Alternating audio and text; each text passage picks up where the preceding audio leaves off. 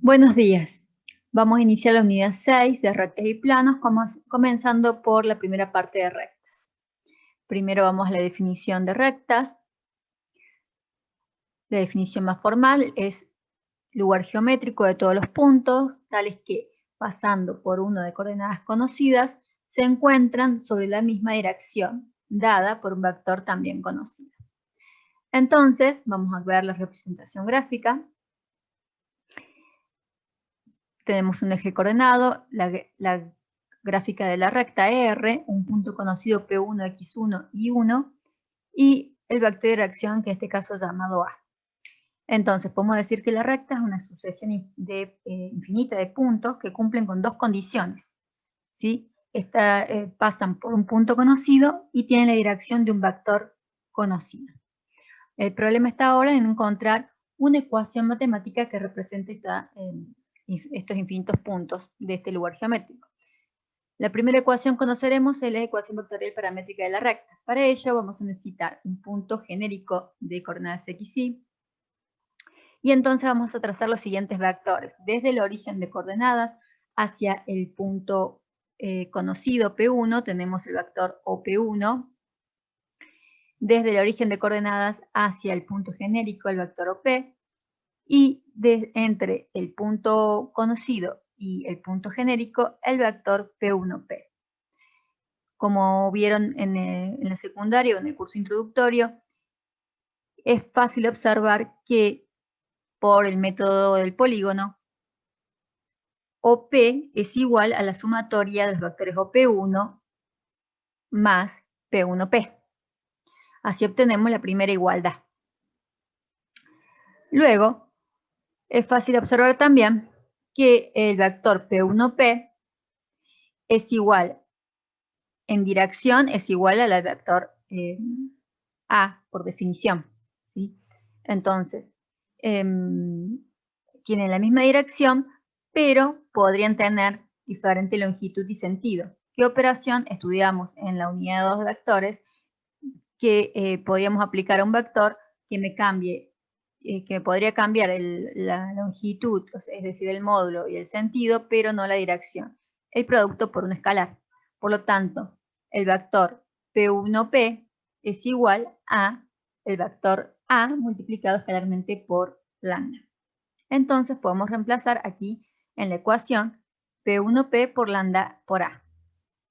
Luego, si consideramos las componentes de estos vectores, sabiendo que el componente de un vector es punto coordenada de punto final menos inicial, entonces tenemos que OP va a ser punto final xy, inicial 0, 0, OP1, punto final punto 1, x1, y1, e inicial 0, 0. Por lo tanto, nos queda que la ecuación vectorial paramétrica de la recta nos dice que los puntos x, y, de todos los puntos, de los infinitos puntos de la recta x, y, son igual a las coordenadas del punto conocido x1 y y1 más lambda por los componentes del vector dirección, que también debe ser conocido. Bien, sabemos que lambda varía de menos infinito a infinito. Bien, existen otras ecuaciones que representan a la línea recta. Tenemos, por ejemplo, la ecuación cartesiana paramétrica, que se obtiene de la ecuación anterior igualando los componentes homólogos. También la ecuación simétrica, que se obtiene despejando lambda de la ecuación 1 y 2, e igualando, entonces obtenemos la forma simétrica de la recta. Estas tres ecuaciones que partimos de la ecuación vectorial paramétrica, partimos del desarrollo desde la recta en R2. Sin embargo, las tres ecuaciones pueden adaptarse a rectas en R3. Las que vienen a continuación solo sirven para R2. Por ejemplo, la ecuación explícita. Tomamos la ecuación simétrica de R en R2, ¿sí? Y hacemos algunos pases aritméticos para despejar y. Aquí tenemos ya despejada y vemos que x tiene un coeficiente que es la componente de y de a, la componente y de a sobre la componente x de a. A sabemos que es un vector conocido, entonces este coeficiente sería conocido y lo llamamos m pendiente, es la pendiente de la recta en R2. ¿Sí? Por otra parte, vemos que en esta otra parte de la ecuación también nos queda todos un conjunto de valores conocidos. Ahí a x son conocidos, x1 y 2 y 1 es conocido. Por lo tanto, todos estos este conjunto se lo denomina B, y B es la ordenada del origen. Entonces, nos queda finalmente la ecuación explícita, que es I igual a mx más b. Ustedes habrán visto en el secundario que así podemos graficar rápidamente una ecuación en el plano, conociendo su pendiente, conociendo su ordenada de origen, que es el corte con el eje de las ordenadas, con el eje Y. Bien, luego si despejamos todos los elementos para hacia la izquierda de la igualdad, igualando a 0, obtenemos lo que se llama la ecuación implícita de la recta en R2, ¿sí? En donde multiplicamos ambos miembros por b larga, vamos a ver por qué más adelante, y entonces tenemos que el coeficiente de x lo denominamos a, el coeficiente de la variable y lo denominamos es b, y el término independiente que nos queda aquí lo denominamos c. Por lo tanto, aquí tenemos la ecuación implícita que también posiblemente hayan utilizado en múltiples ocasiones en la secundaria y en el curso de ingreso. Bien, continuamos. Faltaría la ecuación segmentaria que también se utiliza para la recta en R2. En este caso tomamos la ecuación implícita y dividimos cada término por menos c. Luego hacemos este cambio aritmético, sabemos que a sobre menos c es igual a, por x, es igual a x sobre menos c sobre a, e igualmente con los demás términos, ¿sí? Sabemos que b sobre menos c por i es igual a i sobre menos c sobre b. Y c sobre menos c es menos 1, que vamos hacia el otro miembro de la igualdad. Ahora bien, los denominadores de esta ecuación, menos c sobre a se denomina a minúscula y menos c sobre b, b minúscula, y resulta que estos son los cortes con los ejes x, con los ejes coordenados. A es el corte con el eje x, b es el corte con el eje y. Vamos a demostrarlo en un segundo. Sabemos que si buscamos el corte con el eje x de la ecuación implícita, entonces anulamos, hacemos y igual a 0, se anula el término de y nos queda así, de esta manera. Y podemos despejar x cuando y vale 0. Cuando y vale 0, x nos queda igual a menos c sobre a. Esto le llamamos a minúscula, y entonces el punto M, que es el corte con el eje x, es de coordenadas a 0. El contrario, el corte con el eje Y, es cuando en el punto donde x es igual a 0. Por lo tanto, la ecuación implícita se anula la parte de x, el término de x, por lo tanto nos queda que bi más c es igual a 0, despejamos y nos queda que el corte está en menos c sobre b igual a b, ¿sí? El corte está en el punto R, 0b. Es así como llamamos a minúscula, abscisa al origen, corte con el eje X, y B es la ordenada al origen, que como saben es el corte con el eje X. Bien, esta también es una ecuación que se utiliza en R2, mientras que, como dije anteriormente, la ecuación vectorial paramétrica, la ecuación cartesiana paramétrica y la forma simétrica son ecuaciones que se pueden adaptar para usarlas en R3. Sumándoles o agregando una componente más, la componente en Z. Entonces tenemos que agregando en la Z1 y AZ, tanto en la punto conocido agregando la coordenada z y en las componentes del vector conocido agregando la componente z, adaptamos estas tres ecuaciones a R3.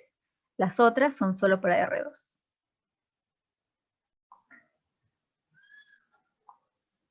Forma normal de la ecuación de la línea recta. Esta ecuación le sirve solamente para R2 y es una ecuación en donde finalmente lo que vamos a hacer es obtener una forma matemática en donde podemos definir a la recta utilizando un ángulo omega y una distancia p. ¿Sí? El ángulo omega es el ángulo que hay entre el semieje positivo de las x hasta un vector normal a la recta buscada, y p es la distancia, es una distancia que es del origen de coordenadas hacia la recta, en forma radial. ¿Sí? Bueno, esta es la ecuación a la que queremos llegar. ¿Cómo llegamos a esa ecuación? Bueno, primero tenemos que considerar, bueno, esta recta R, que está en azul, y un vector normal a la recta, en este caso que está en rojo. Este vector lo llamamos n, igual que tiene componentes a y b mayúsculas, ¿sí? Necesitamos para este desarrollo también un punto conocido y un punto genérico. Entonces podemos formar el vector P1P. Bien, por construcción de esta gráfica, como acabamos de decir, el vector P1P que está contenido en la recta va a ser perpendicular al vector n por construcción, ¿sí? Ya que dijimos que n iba a ser normal, es decir, perpendicular a la recta. Por lo tanto, si dos vectores son perpendiculares, sabemos que el producto escalar es igual a 0. Planteado esta primera ecuación, lo que hacemos es buscar las componentes de ambos vectores. Sabemos que n es a y b, y de P1P va a ser, bueno, final menos inicial, x menos x1 y menos y1. Luego hacemos el producto escalar, que es el producto de los componentes homólogas, la suma del producto de los componentes homólogas.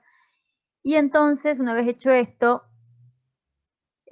agrupamos por un lado lo que es, aplicamos distributiva, y agrupamos AX y BI, donde sabemos que X e Y son las variables y A y B sería conocido. Y por otro lado tenemos AX1, BI1, donde son todos valores conocidos. Por lo tanto, todo esto que está dentro de este paréntesis representa un escalar. Bien. Por otra parte, vamos a la trigonometría. Si buscamos el coseno de omega, sabemos que el coseno es adyacente sobre hipotenusa. Si nos fijamos aquí, entre el vector n y la abscisa se forma un triángulo rectángulo, en donde el lado adyacente es la componente a y el lado opuesto a omega es la componente b. Por lo tanto, el coseno de omega es a sobre hipotenusa, que sería el módulo de n. Por otro lado, el seno de omega es b, ¿sí? Sobre el módulo de n. Bien.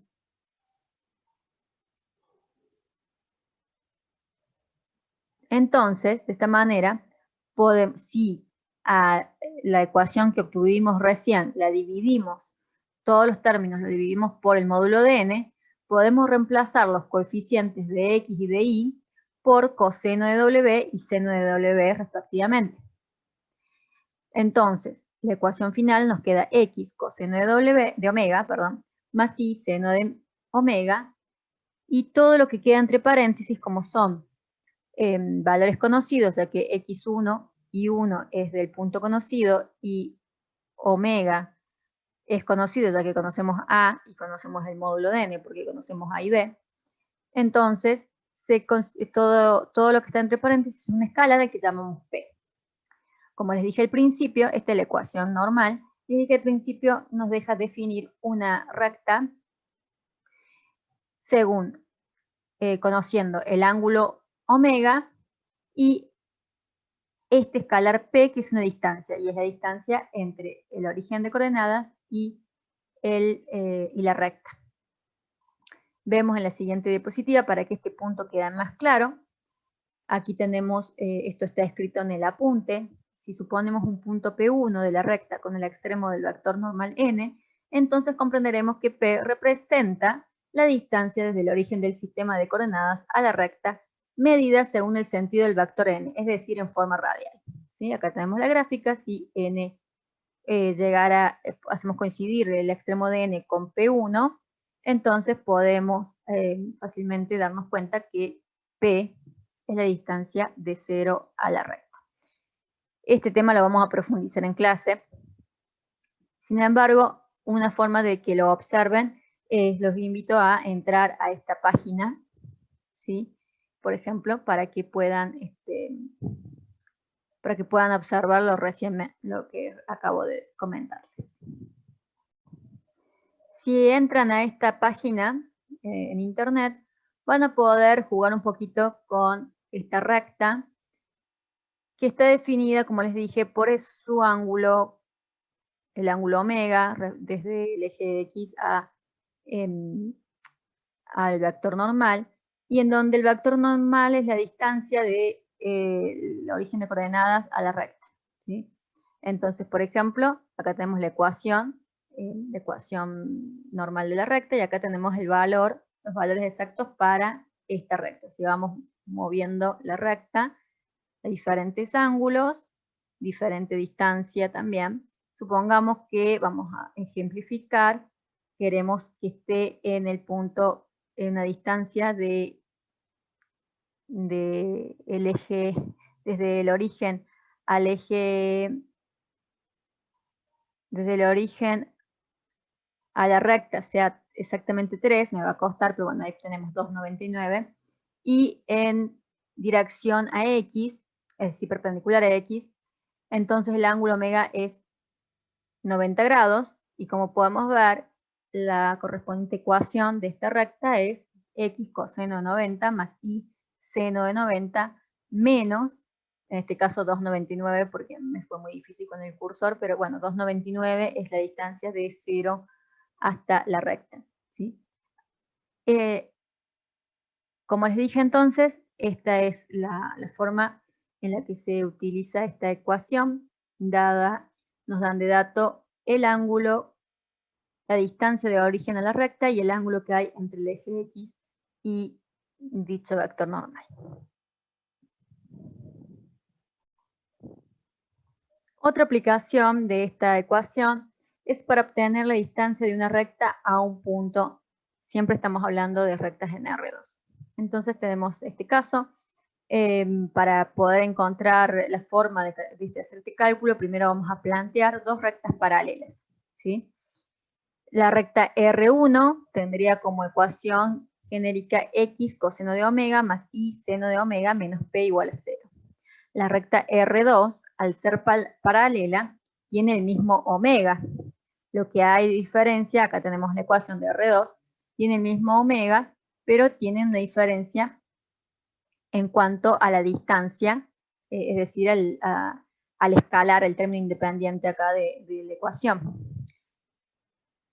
En el caso del R1 es P, la distancia de origen de coordenadas hacia la recta, y en el caso de R2 va a ser P más D, que es la distancia que hay entre R1 y R2.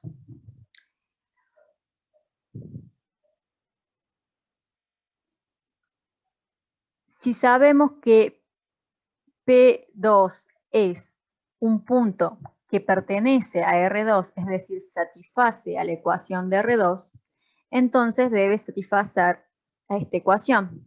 Podemos reemplazar X e Y por X2 coseno de omega más Y2 seno de omega, menos P más D igual a 0.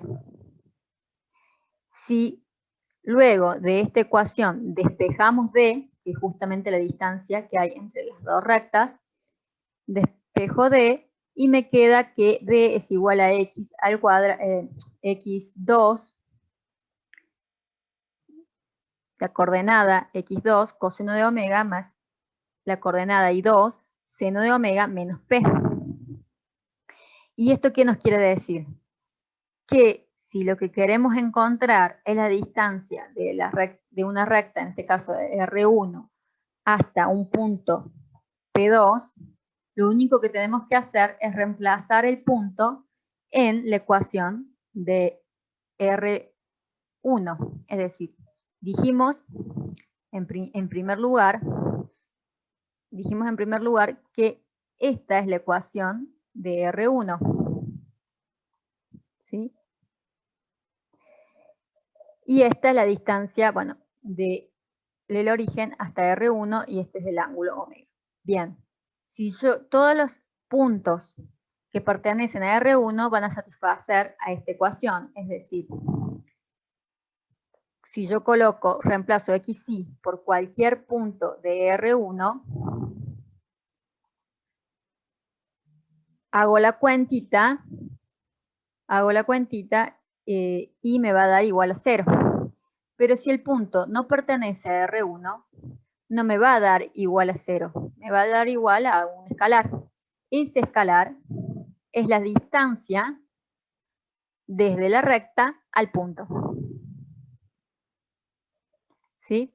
Es decir, que simplemente, si queremos saber la distancia de la recta a un punto, y sabemos y conocemos la ecuación normal de esa recta, entonces reemplazamos el punto en la ecuación y el escalar que obtenemos es dicha distancia. Por otra parte, en el práctico van a observar que se puede pasar de la ecuación implícita a la ecuación normal de la recta en poquitos pasos, ¿sí? Simplemente dividiendo cada término por el módulo de n, sabiendo que esto es la raíz cuadrada de a al cuadrado más b al cuadrado. ¿Sí? Todos estos temas profundizaremos y veremos algún ejemplo en la clase en directo. Muchísimas gracias.